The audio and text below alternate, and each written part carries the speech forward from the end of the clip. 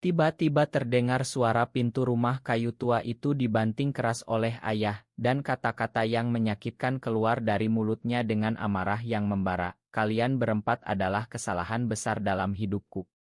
Keluar dari rumah ini sekarang juga, aku tidak mau melihat wajah kalian lagi. Empat saudara laki-laki itu, Andi, Budi, Cakra, dan Dika, berdiri membeku di ruang tamu yang sempit. Hati mereka seperti diris-iris oleh pengkhianatan ayah sendiri. Mereka tahu ayah selalu mengeluh tentang kemiskinan yang menumpuk sejak ibu meninggal 5 tahun lalu, tapi tidak pernah menyangka akan diusir seperti ini hanya karena beban hidup yang semakin berat di desa kecil dekat Bandung. Andi yang paling tua berusia 25 tahun, merasa tanggung jawab berat menimpa pundaknya. Kita harus pergi sekarang, katanya pelan sambil menahan air mata. Tangannya gemetar saat meraih tas kain usang yang berisi pakaian mereka. Budi, 22 tahun, menunduk dalam diam, pikirannya berputar-putar pada rahasia yang selama ini ia pendam rapat-rapat di dada. Cakra, 19 tahun, mengepalkan tangan dengan marah, sementara Dika yang baru 16 tahun hanya bisa menangis pelan di sudut ruangan. Malam itu mereka berjalan kaki menyusuri jalan tanah berdebu menuju halte bus. Angin malam yang dingin seolah ikut mengejek nasib mereka yang disebut kesalahan sejak lahir. Andi mengingat teman kuliahnya dulu, seorang dokter muda bernama Ardi yang kini bekerja di rumah sakit besar di Jakarta. Dengan tangan gemetar ia menekan nomor telepon lama itu berharap keajaiban masih ada. Di ujung sana, suara Ardi terdengar tenang tapi penuh perhatian. Andi, apa yang terjadi? Kamu terdengar tidak baik. Andi menceritakan semuanya dengan suara tercekat, dan tanpa ragu Ardi menjawab, datanglah ke Jakarta besok pagi. Aku akan urus semuanya. Perjalanan malam itu terasa panjang, tapi di hati Andi ada secercah harapan. Sementara itu, di apartemen sederhananya di Jakarta, Dr. Ardi duduk termenung di balkon, memandang lampu kota yang berkelap-kelip. Ia seorang pria gay yang selama ini menyembunyikan identitasnya rapat-rapat karena tekanan pekerjaan dan masyarakat Indonesia yang masih sulit menerima. Malam itu, saat mendengar cerita Andi, sesuatu dalam dirinya bergerak, bukan hanya rasa kasihan, tapi juga panggilan untuk membantu keluarga yang rapuh itu. Ia tahu risiko yang akan dihadapi, tapi keputusannya sudah bulat. Keesokan paginya, empat bersaudara itu tiba di stasiun Gambir dengan wajah lelah dan pakaian kusut. Ardi sudah menunggu di sana dengan mobilnya, senyumnya hangat meski matanya menyimpan beban rahasia sendiri. Selamat datang di Jakarta, katanya sambil memeluk Andi sekilas, lalu mengajak mereka naik mobil. Rumah sakit tempat Ardi bekerja memberi cuti singkat, dan ia menyewa 2 kamar di penginapan dekat rumah sakit untuk sementara. Malam pertama di Jakarta, mereka duduk mengelilingi meja kecil makan mie instan yang dibeli Ardi. Budi diam saja, tapi sesekali matanya bertemu dengan mata Ardi, dan ada getar aneh yang ia sendiri tidak mengerti. Ardi merasakan hal yang sama, tapi ia menekannya dalam-dalam. Besok kita cari solusi, katanya pelan, kalian bukan kesalahan, kalian adalah masa depan yang harus diperjuangkan. Kata-kata itu seperti obat penyembuh bagi hati mereka yang terluka. Hari-hari berikutnya, Ardi membawa mereka ke rumah sakit untuk pemeriksaan kesehatan gratis, dan ia mulai mengajari Andi cara mencari pekerjaan di kota. Tapi di balik itu semua, Ardi berjuang dengan dirinya sendiri, mengingat masa lalunya saat ia hampir kehilangan segalanya karena rahasia yang sama. Sementara di desa, ayah mereka mulai merasa hampa setelah mengusir anak-anaknya, tapi harga diri membuatnya diam saja. Cerita ini baru saja dimulai, dan takdir 4 anak yang disebut kesalahan itu akan segera berubah lewat tangan seorang dokter yang menyimpan cinta terlarang di hatinya. Seminggu berlalu di Jakarta, dan rutinitas baru mulai terbentuk di antara mereka. Ardi bangun pagi-pagi sekali untuk menyiapkan sarapan sederhana sebelum berangkat ke rumah sakit, sementara Andi mencari kerja sebagai kurir ojek online yang baru ia datarkan. Budi membantu membersihkan penginapan, Cakra mencoba kursus singkat reparasi motor di bengkel dekat situ, dan Dika belajar online dengan buku-buku bekas yang Ardi belikan. Tapi di balik senyum pagi itu ada badai yang mengamuk di dada Ardi. Ia sering terjaga malam hari, memikirkan bagaimana ia bisa membantu keluarga ini tanpa mengungkap siapa dirinya sebenarnya. Di Indonesia, menjadi dokter gay berarti harus menyembunyikan segalanya, atau karir bisa hancur dalam sekejap. Suatu sore, saat hujan deras mengguyur Jakarta, Budi datang ke ruang tamu kecil penginapan dengan wajah pucat. "Dokter Ardi, boleh saya bicara sebentar?" tanyanya pelan. Ardi mengangguk, dan mereka duduk di teras kecil yang basah oleh air hujan.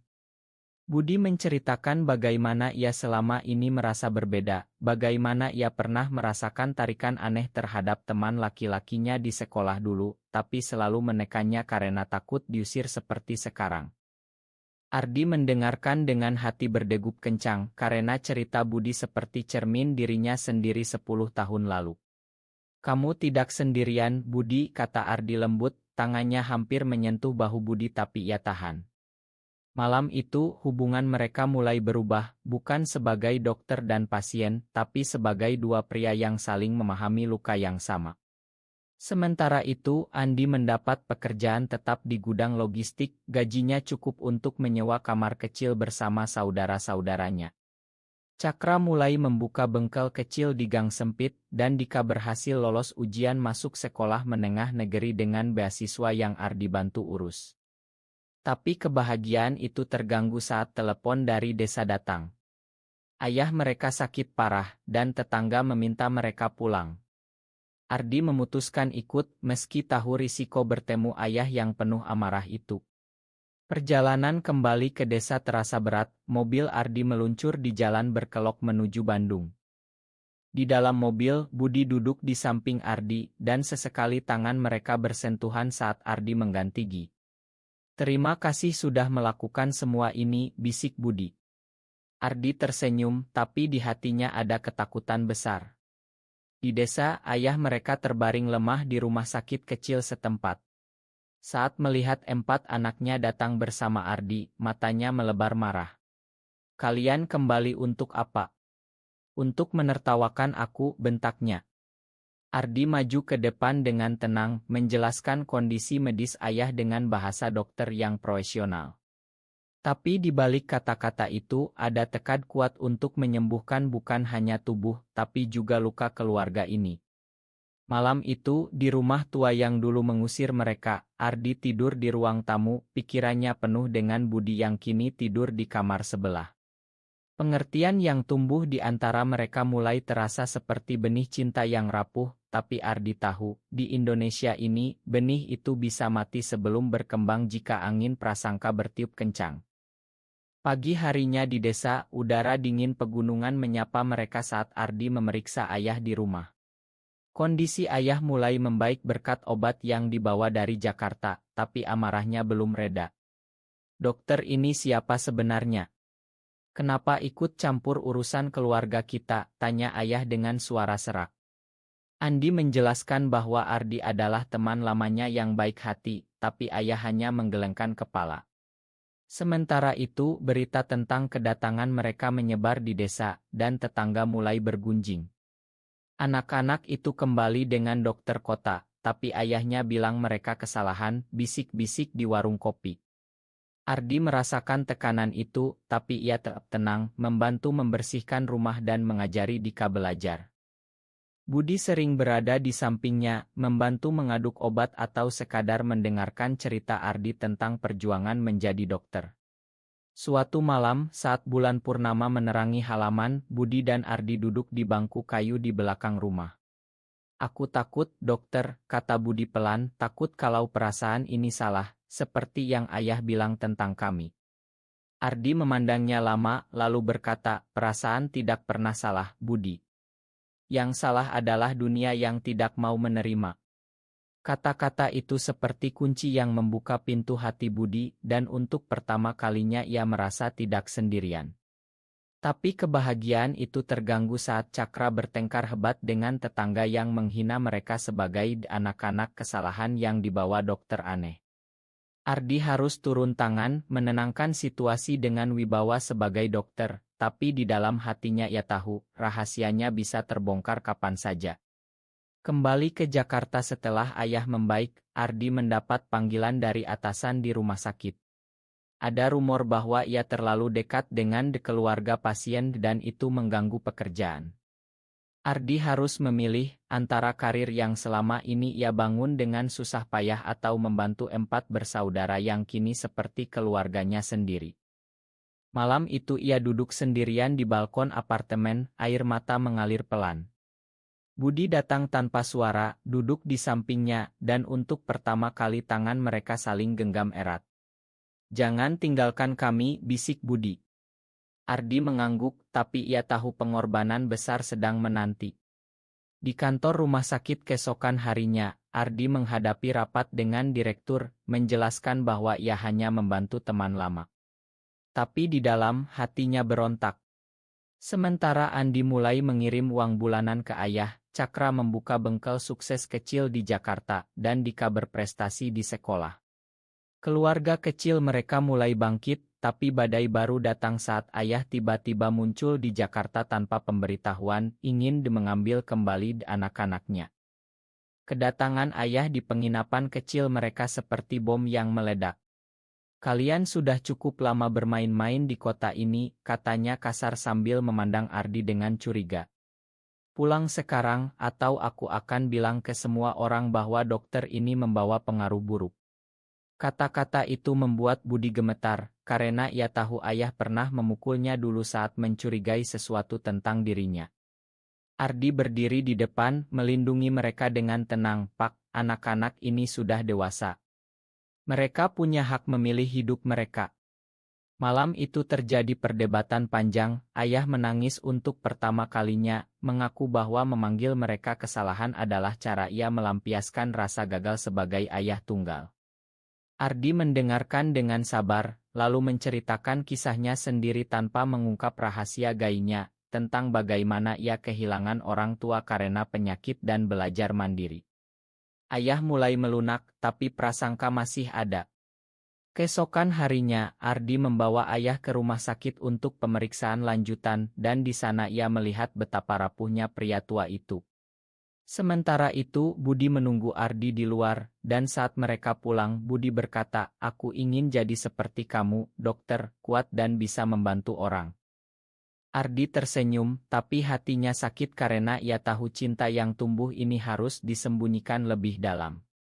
Konflik meningkat saat seorang rekan dokter di rumah sakit melihat Ardi dan Budi bersama di taman dekat rumah sakit dan mulai bergunjing.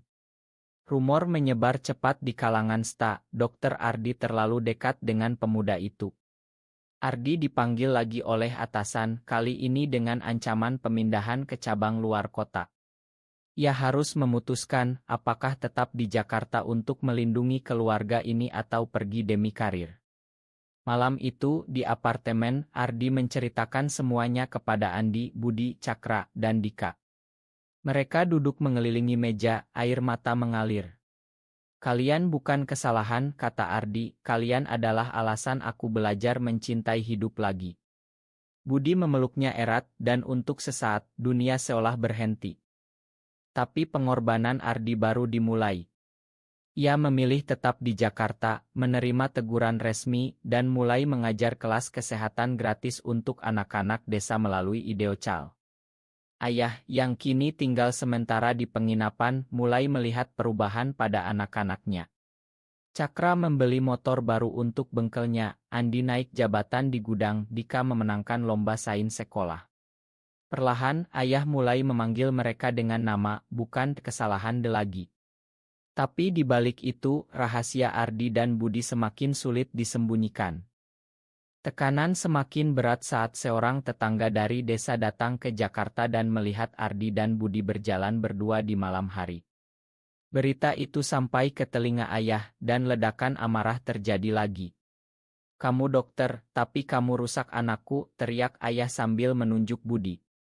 Rumah penginapan menjadi medan pertempuran emosi. Andi mencoba menengahi, Cakra siap bertengkar, Dika menangis ketakutan. Ardi berdiri di tengah, suaranya tenang tapi tegas, "Pak, saya mencintai anak Anda bukan untuk merusak, tapi untuk memberi harapan yang selama ini hilang." Kata-kata itu seperti petir, mengungkap sebagian rahasia Ardi tanpa langsung menyebut identitasnya. Ayah terdiam, tubuhnya gemetar, lalu pergi meninggalkan ruangan. Malam itu, Budi dan Ardi duduk di atap penginapan, bintang-bintang Jakarta samar-samar terlihat di antara polusi. "Aku siap menghadapi apapun, dokter," kata Budi, "asal bersamamu." Ardi memeluknya pelan, merasakan kehangatan yang selama ini ia tolak karena takut. Tapi krisis karir datang lagi, rumah sakit memberi ultimatum, pindah ke cabang Surabaya atau berhenti. Ardi memilih berhenti, mengorbankan segalanya untuk tetap di Jakarta dekat keluarga ini. Berita itu menyebar, dan teman-teman Ardi di dunia medis terkejut. Beberapa mendukung diam-diam, yang lain menjauh. Andi dan saudara-saudaranya bekerja lebih keras, membuka usaha kecil bersama untuk menghidupi Ardi sementara ia mencari klinik baru. Ayah, yang kini tinggal tetap di Jakarta, mulai membantu di bengkel Cakra, dan perlahan ia belajar memahami. Suatu hari, ayah memanggil Ardi sendirian, "Makan aku, dokter. Aku salah memanggil mereka kesalahan. Kamu telah menunjukkan apa itu keluarga sebenarnya." Kata-kata itu seperti penyembuh luka lama. Tapi puncak konflik terjadi saat media lokal memberitakan kasus dokter yang terlalu dekat dengan pasien, tanpa nama tapi jelas menyasar Ardi. Tekanan masyarakat membuat mereka harus pindah ke apartemen baru yang lebih kecil. Di sana, di ruang sempit itu, Ardi dan Budi akhirnya berbicara terbuka tentang perasaan mereka, tentang bagaimana cinta ini tumbuh dari kepedulian menjadi sesuatu yang lebih dalam, penuh pengertian dan dukungan. Andi, Cakra, dan Dika mendukung mereka sepenuh hati, meski tahu risikonya besar di Indonesia ini. Hari-hari berikutnya adalah masa penyembuhan sejati. Ardi membuka klinik kecil bersama Andi sebagai asisten, fokus pada kesehatan masyarakat miskin di pinggiran Jakarta. Budi belajar keperawatan malam hari, Cakra memperluas bengkelnya, Dika lulus sekolah dengan nilai terbaik dan mendapat beasiswa universitas. Ayah, yang kini sudah tua dan lemah, sering duduk di teras klinik, memandang anak-anaknya dengan bangga. "Aku dulu salah besar," katanya suatu sore kepada Ardi, "kalian bukan kesalahan, kalian adalah berkah yang aku hampir buang." Ardi tersenyum, tangannya memegang bahu ayah dengan lembut. Di balik klinik itu, cinta antara Ardi dan Budi tumbuh semakin kuat, bukan dengan kata-kata besar, tapi dengan tindakan kecil sehari-hari, seperti Ardi mengajari Budi membaca buku medis atau Budi memijat bahu Ardi setelah hari yang panjang. Masyarakat sekitar mulai menerima mereka sebagai keluarga dokter yang baik, meski bisik-bisik masih ada. Suatu malam, saat hujan deras lagi, seluruh keluarga berkumpul di ruang tamu kecil, tertawa mengenang masa lalu yang pahit. Ardi memandang mereka satu persatu, merasa bahwa perjalanan ini telah mengubah dirinya juga, dari pria yang menyembunyikan diri menjadi pria yang berani mencintai. Tapi di ujung cerita ini, saat bulan purnama kembali muncul, Ardi bertanya dalam hati apakah semua pengorbanan ini layak. Keluarga kecil mereka kini utuh, takdir telah ditulis ulang. Apakah cinta sejati mampu menulis ulang takdir keluarga, benar atau salah?